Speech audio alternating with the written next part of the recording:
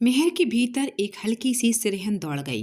अगले ही पल उसे महसूस हुआ कि उसके गालों को छूती हुई गर्माहट अचानक दूर हो गई है। घबरा कर उसने धीरे से एक आंख खोली। सामने खड़ा शख्स उसे देख रहा था। होंठों पर एक ऐसी मुस्कान थी जिसमें शरारत भी थी और आत्मविश्वास भी।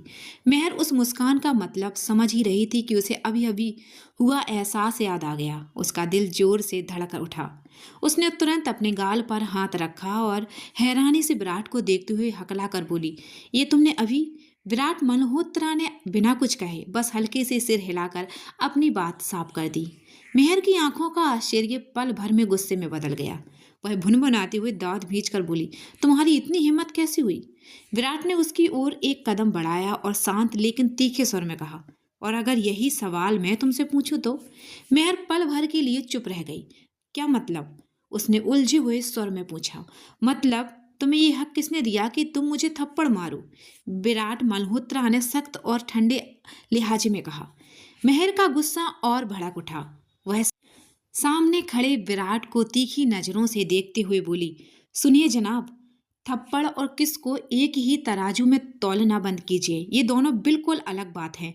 विराट के होंठों पर एक हल्की सी तिरछी मुस्कान आ गई। उसने हाथ जेब में डाला और बेपरवाह अंदाज में पूछा, अच्छा तो एक बात बताओ, तुम लड़कियां सबसे ज्यादा किस पल खुद को अपमानित महसूस करती हो? मेहर कुछ पल के लिए चुप हो गई, जवाब ढूंढने लगी, लेकिन उससे पहले ही विराट ने बात आगे बढ़ा दी। सोचने की जरूरत नहीं है, मैं खुद बता देता हूँ। जब कोई लड़का बिना पूछे बिना इजाजत तुम्हें छू ले, तुम्हारे लिए वो पल कितना असहज होता है ना? मेहर की आंखें फैल गईं। विराट का स्वर अब और गहरा हो गया। ठीक वही हाल हमारा भी होता है जब कोई हमें सबके सामने थप्पड़ मार देता है, और तुमने तो मुझे बीच सड़क इतनी भीड़ में सबके सामने अपमानित किया है। यह सुनते ही मेहर का गुस्सा चरम पर पहुंच गया। उसने दांत भींचते हुए कहा, तुम? लेकिन विराट बिना उसकी बात सुने उसी शांत लेकिन चुपती मुस्कान के साथ उसकी तरफ से मुंह मोड़ चुका था, जैसे उसे अब कोई सफाई, कोई जवाब सुनने की जरूरत ही ना हो। यह कहकर विराट मुड़ा और सीधे अपनी कार की ओर बढ़ गया। उसका यूं बिना कुछ सुने, बिना पलटे चले जाना मेहर को और ज्यादा चुभ गया। वो खुद को इस तरह नजरअंदाज होता देख उसका गुस्सा भीतर ही भीतर उबलने लगा। ऊपर से विराट के चेहरे पर वही हल्की सी ठहरी मुस्कान जो उसे इस वक्त बेहद खल रही थी। वह कुछ कहना चाहती थी लेकिन शब्द गले में ही अटक गए। मेहर वहीं दरवाजे के पास खड़ी रह गई, दांत भींचे, आंखों में गुस्सा भरे। वह विराट की हर हरकत को घूरती रही और मन ही मन उसे कोसती रही। तभी उसकी नजर पड़ी। विराट कार में बैठने के बजाय पीछे वाली सीट से एक छोटा सा डिब्बा उठाए बाहर निकल रहा था, और इस बार उसके कदम सीधे उसी की ओर बढ़ रहे थे। मेहर के माथे पर हल्की सी सिलवटें उभर आई। वह खुद से बुदबुदाई, ये अब वापस क्यों आ रहा है? उसका दिल बेवजह तेज धड़कने लगा, जैसे अगला पल कोई नया मोड़ लेने वाला हो। मेहर के माथे पर हल्की सी सिकन उभर आई।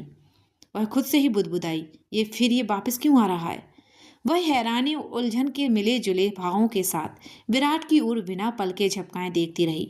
तभी विराट उसके बिल्कुल पास पास आकर रुका। उसने अचानक मेहर का हाथ थाम लिया। उसी हाथ में एक छोटा सा डिब्बा रख दिया। इससे पहले कि मेहर कुछ समझ पाती, विराट ने एक बार फिर उसे बहुत हल्के से उसके गाल को छू लिया। उसका स्वर धीमा था, लगभग फुसफुसाहट जैसा। मुझे माफ कर दो। मेहर कुछ कह ही नहीं पाई। अगले ही पल विराट मुस्कुराता हुआ पीछे हटा, पलटा और सीधे अपनी कार की ओर बढ़ गया। वह कार में बैठा खिड़की नीचे की और हल्की लेकिन साफ आवाज में बोला, तुमसे मिलकर अच्छा लगा और उम्मीद है कि मुलाकात होगी। इतना कहकर उसने कार स्टार्ट की और देखते ही देखते वहां से चला गया। मेहर वहीं जमी खड़ी रह गई। उसकी नजर उसी जगह टिकी थी जहां कुछ पल पहले विराट की कार खड़ी थी। हाथ में थामा डिब्बा, गालों पर अब भी महसूस होती हल्की सी गर्माहट, और दिल में उठता हुआ एक अनजाना सा एहसास, जैसे कुछ अधूरा कह दिया हो या कुछ नया चुपचाप शुरू हो चुका हो। विराट की आवाज कानों में गूंजते ही मेहर जैसे एक झटके में अपनी ही सोच से बाहर आ गई। उसे अचानक याद आया कि कुछ ही पल पहले उससे क्या कहा था और क्या कर बैठी थी। झुंझलाहट में उसने जमीन पर जोर से पैर पटका और बड़बड़ाई, हद होती है। यह कहते ही उसने दरवाजा जोर की आवाज से बंद कर दिया। कुछ कदम चलकर उसकी नजर अपने हाथ में थामे उस चॉकलेट के डिब्बे पर पड़ी। चिढ़ते हुए उसने उसे खींचकर खाने की मेज पर रख दिया और पैर पटकती हुई रसोई की ओर बढ़ गई। उसने चूल्हे पर पतीला रखा, चाय चढ़ाई और फिर अदरक को इतनी जोर से कूटने लगी कि रसोई में लगातार आवाज गूंजने लगी। साफ समझ आ रहा था असल गुस्सा अदरक पर नहीं बल्कि विराट मल्होत्रा पर निकाल रहा था। अगर कोई उसे उस वक्त देख लेता तो यही। तभी बाथरूम से नहाकर मीरा बाहर आई। घर में गूंजती तेज आवाज ने उसका ध्यान खींच लिया। तभी जोर की थक थक तो कभी हल्की बड़बड़ाहट। आवाजें कुछ अजीब सी लग रही थी। वह आवाज का पीछा करती हुई सीधी रसोई में पहुंच गई। वहां का नजारा देखकर वो एक पल को ठिठक गई। चाय पतीले से बाहर उफनने को तैयार थी। गैस जल रही थी और मेहर का हाथ अब भी कुटनी पर लगातार चल रहा था। लेकिन मेहर, वह तो जैसे किसी और ही दुनिया में खोई हुई थी। बेचारी इलायची पर पूरी ताकत उतार रही थी। मीरा घबराकर आगे बढ़ी। उसने झट से गैस बंद की और मेहर का हाथ पकड़कर रोक लिया। अचानक हाथ थामे जाने से महक चौंक गई। वह जैसे एकदम से अपने ख्यालों से बाहर आई और इधर उधर देखकर बोली, हाँ क्या हुआ? मीरा ने उसे ऊपर से नीचे तक देखा, उल्टा सवाल दाग दिया, क्या हुआ? मुझे तुमसे पूछना चाहिए। मेहर एक पल को रुकी, फिर हैरानी से बोली, क्या हुआ? मुझे ठीक तो हूँ। तुम कह रही हो जैसे मैं कहीं खो गई थी। मैं नहीं, तुम। मीरा हंसते हुए बोली, वैसे तो बता, नाश्ता किया था या नहीं? ओह, मीरा ने उफनती चाय और कुटी हुई इलायची की तरफ देखते हुए कहा, अब समझ आया। इलायची की गलती होगी कोई, बेचारे पर इतना गुस्सा, इलायची की गलती? मेहर ने उलझ कर दोहराया। हाँ, मीरा ने शरारती अंदाज में कहा। इतनी बेरहमी से कूट रही थी तो सोचा होगा कुछ बड़ा अपराध कर दिया है इसने। अब मेहर की नज़र अदरक पर गई। उसे अपनी हरकत का एहसास हुआ और मन ही मन सोचने लगी, ओह नो, सारा गुस्सा तो मैंने इसी पर निकाल दिया। तुरंत ही वह संभल गई और बड़बड़ा कर बोली, अरे नहीं, मैं गुस्सा में नहीं हूँ, चाय के लिए मैं ही कूट रही थी। मीरा मुस्कुरा दी। वह समझ चुकी थी कि मेहर बहाना बना रही है, लेकिन उसने कुरेदना ठीक नहीं समझा। छोड़ो ये सब, वह प्यार से बोली, तूने अभी तक बाल भी नहीं सुखाए हैं। जा पहले बाल सुखा ले, मैं तब तक नाश्ता बना देती हूँ, नहीं तो कॉलेज के लिए लेट हो जाएंगे। मेहर ने सिर हिलाया। अरे हाँ, मैं तो भूल ही गई थी। इतना कहकर वह बाल सुखाने चली गई। थोड़ी देर बाद मीरा कमरे में ही नाश्ता ले आई। दोनों ने साथ बैठकर नाश्ता किया और फिर कॉलेज के लिए निकल पड़ी। रास्ते में अचानक मीरा को कुछ याद आया। वह घबरा कर बोली, यार, आज कॉलेज में टेस्ट है। हाँ, मैंने बिल्कुल सामान्य स्वर में कहा। तो? और मैंने कुछ भी नहीं पढ़ा, मीरा ने मुंह बनाते हुए कहा। मैंने भी कौन सा पढ़ लिया है? महर ने हल्के ताने में कहा, कितनी बार कहा था पढ़ ले, लेकिन नहीं। अब एक काम कर, जितना टेंशन ले सकती है ले ले। मीरा उसकी बात सुनकर बस आहें भरकर रह गई। ठीक है, मीरा ने थोड़े नरम स्वर में कहा, लेकिन जितने अध्यायों का टेस्ट है उतना तो तू मुझे समझा ही सकती है। इसमें कोई गलत बात नहीं है। चलते चलते उसे रास्ते में विराट मिल गया। धीरे धीरे मेहर के पास आ रहा था। मेहर को उसकी मौजूदगी थोड़ी असहज लगने लगी। खुद को परेशान होने से बचाने के लिए वह बार बार तेजी से पलकें झपकाने लगी, जैसे आंखों में कोई कण चला गया हो। उसी पल सामने से आती हल्की सी महंगे इत्र की खुशबू ने उसका ध्यान खींच लिया। मेहर ने अनजाने में अपनी लंबी पलकों को धीरे धीरे झुका दिया और कुछ पल के लिए आंखें बंद कर ली। विराट एक कदम पास आया। मेहर को लगा कि शायद अब वह कोई और हरकत करेगा, लेकिन विराट उसके होंठों के पास आकर रुक गया और बेहद धीमी आवाज में उसके कान के पास बोला, अपने होंठों से डर को भगा दो, टेस्ट खुद ही आसान लगने लगेगा। महक चौंक गई। उसने तुरंत आंखें खोल दी और दोनों हथेलियां अपनी सीने पर रखते हुए तीखे स्वर में बोली, सुनिए। हाय। विराट की वही हल्की मुस्कान, लेकिन इस बार उसे और खल गई। वह उसे पूरी तरह नज़रअंदाज करते हुए आगे बढ़ गई। विराट ने फिर उसके सामने हाथ हिलाया, हेलो। फिर उसने औपचारिक अंदाज में हाथ बढ़ाते हुए कहा, मैं विराट मल्होत्रा, और खुद ही अपनी तारीफ करते हुए बोला, अच्छा नाम है ना? वैसे आपका नाम भी काफ़ी प्यारा है। क्या था? वह जानबूझकर सोचने का नाटक करने लगा। मेहर, जबकि नाम उसे अच्छी तरह याद था। फिर भी वह मासूमियत ओढ़ बोला, माफ़ कीजिए, कहीं मैं आपको परेशान तो नहीं कर रहा? मेहर ने कोई जवाब नहीं दिया। आसपास से गुजरते लोग उन दोनों की ओर देख रहे थे। कुछ पल विराट बेहद सलीकेदार, आकर्षण और आत्मविश्वास से भरा हुआ लग रहा था। वह उसके बगल में आकर बैठ गया, कुर्सी सरकाई और अगले ही पल उठकर तेजी से काउंटर की ओर बढ़ गया। 3,000 पेटीज का ऑर्डर देना है। कहते हुए वह ऐसे भागा मानो कोई बहुत जरूरी मिशन पूरा करने जा रहा हो। महक दूर से विराट को लगातार घूर रही थी और मन ही मन बड़बड़ा रही थी। हे भगवान, इतनी सारी पेटीज! इसे देखकर तो लगता नहीं कि अकेले खा पाएगा, या फिर हो सकता है मेरा तो मन कर रहा है कि किसी कुर्सी से ही इसे घूर घूर कर चुप करा दूं। उसी पल विराट को जैसे किसी की नज़र अपने ऊपर महसूस हुई। उसने सिर उठाया और सामने मेहर को देख लिया। मेहर झट से नजरें चुराने लगी, कभी इधर देखती तो कभी उधर, मानो उसे अचानक आसपास की हर चीज में दिलचस्पी हो गई हो। विराट सब समझ गया। उसके होंठों पर हल्की सी हंसी आ गई। उसने जेब से मोबाइल निकाला और तेजी से कुछ टाइप किया।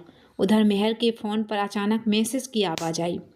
स्क्रीन देखी, अनजान नंबर। उसने संक्षिप्त सा मैसेज भेजा, हाय। इधर विराट ने अपने पीए को इशारे से बुलाया, उसके कान में कुछ कहा और उसे किसी काम से भेज दिया। फिर वह अपनी सीट से उठा और सीधा मेहर की ओर बढ़ गया। उस वक्त मेहर केक की तैयारी करने में लगी हुई थी। उसे लगा कि शायद काजल या मीरा में से कोई पास खड़ा है, इसलिए बिना देखे ही बोलने लगी, वो वाला बाउल पास कर दो। विराट बिना एक शब्द बोले चुपचाप सामान बढ़ाता गया। मेहर काम में इतनी डूबी हुई थी कि उसे जरा भी शक नहीं हुआ। फिर उसने कहा, वेनिला एसेंस देना। जानबूझकर शरारत की। उसने वेनिला की जगह कॉफ़ी एसेंस उठा लिया और चुपचाप उसकी तरफ बढ़ा दिया। मेहर ने जल्दी जल्दी केक का मिश्रण सांचे में डाला और उसे बेक करने के लिए ओवन में रख दिया। जैसे वह पीछे मुड़ी, सामने विराट को देखकर चौंक गई। तुम? उसकी आवाज़ में झुंझलाहट साफ थी। तुम यहाँ क्या कर रहे हो? तुम्हें बाहर होना चाहिए था। अंदर कैसे आ गए? निकलो यहाँ से। इतना कहकर उसकी नज़र पास रखी सीसी पर पड़ गई। वह एकदम समझ गई। ओह! वह तंज में बोली, तो ये तुमने जानबूझकर किया? वेनिला की जगह कॉफ़ी एसेंस दे दिया ताकि मेरा केक खराब हो जाए और मैं काम में ही लगी रहूं। विराट ने बिना कुछ कहे हल्की मुस्कान के साथ उसकी बात सुनी। फिर उसने धीरे से अपनी एक उंगली मेहर के होंठों पर रख दी और दूसरा हाथ उसके पास काउंटर के किनारे टिका दिया। वह बहुत धीरे धीरे उसका चेहरा अपने करीब लाने लगा। बस करो तुम। मेहर बोल ही रही थी कि विराट ने बात काट दी। हो जाएगा, सब हो जाएगा।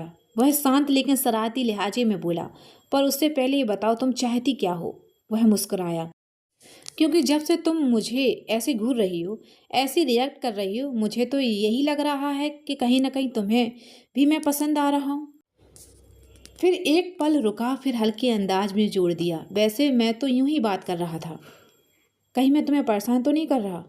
नहीं, मेहर ने झुंझलाहट भरी नकली मुस्कान के साथ कहा। वह कुछ कहने ही वाली थी कि विराट फिर बोल पड़ा, एक के बाद एक, बिना रुके बिना जवाब सुने। फिर अचानक उसका अंदाज बदल गया। वह बिल्कुल एक शालीन इंसान की तरह थोड़ा पीछे हटा, जैसे सच में मदद करना चाहता हो। यह देखकर मेहर को लगा कि शायद अब ये चला जाएगा, लेकिन वह ज़्यादा दूर नहीं गया। कुछ ही कदम बाद उसकी नज़र एक ग्राहक पर पड़ी जो काउंटर के पास खड़ी थी। विराट ने पलटकर मेहर की ओर देखा और हल्की हंसी के साथ बुदबुदाया, इस वक्त यहाँ सबसे मीठा तो मैं नहीं, वो है जो ये मिठाई बना रही है। मेहर का दिल एक खास जगह से गहराई से जुड़ा हुआ था। उसे ऐसा लगता है जैसे उसकी धड़कनें वहीं के बच्चों की मुस्कान में चलती हों।